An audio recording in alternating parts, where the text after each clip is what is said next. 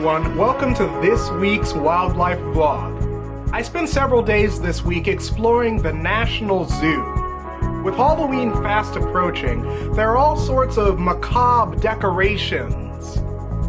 Everywhere I looked, there were skeletal tableaus. It was quite interesting and a little bit unsettling. Another unexpected thing I saw at the National Zoo was the sheer amount of wildlife that you could see without even going to an exhibit to see it.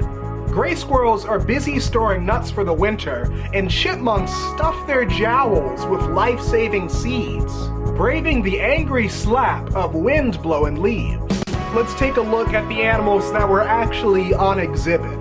Since it's Halloween, we might as well start out with the wolf. The dogs you see as you walk through your neighborhood can trace their ancestry to the gray wolf.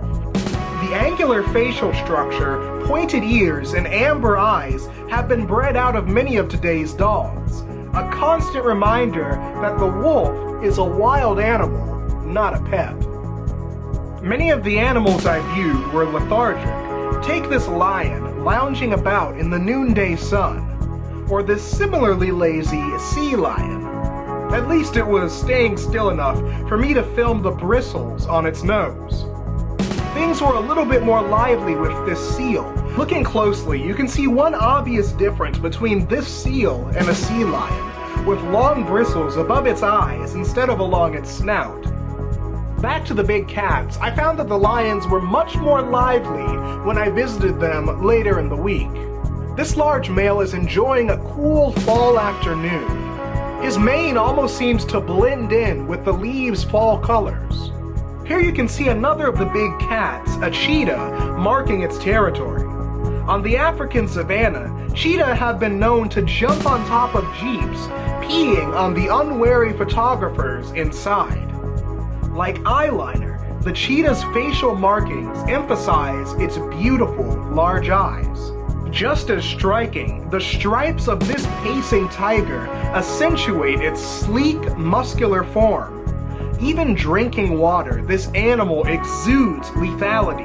Of course, it also shares similarities with the common house cat. Like the cat, it has the mildly cute, but also somewhat disgusting habit of cleaning itself with its tongue. There were also plenty of birds at the National Zoo, like this vulture tearing at a hunk of meat. The featherless patch on this bird's chest is a brood patch, a warm spot the bird uses to incubate eggs. I have no idea what the babies of such a creature might look like. Other birds gather in such large flocks that it's impossible not to get something in front of the camera, especially when they're gathered around a water source like these bright pink flamingos. Some birds, like this macaw, are even allowed to fly free in one of the zoo's many enclosures, so that you actually feel like you're walking through a live rainforest. Of course, if you want the real rainforest experience, you have to visit the zoo's Amazonia exhibit, where I got a taste of some of the aquatic life the zoo has to offer. There are plenty of freshwater rays, cousins to the stingrays many of us see in our oceans. And I personally never thought I would see a real-life Arapaima, one of the world's largest freshwater fish, made famous in the Discovery Channel show River Monsters. But in my opinion, the best part of this exhibit were the so-called herps, the reptiles and amphibians.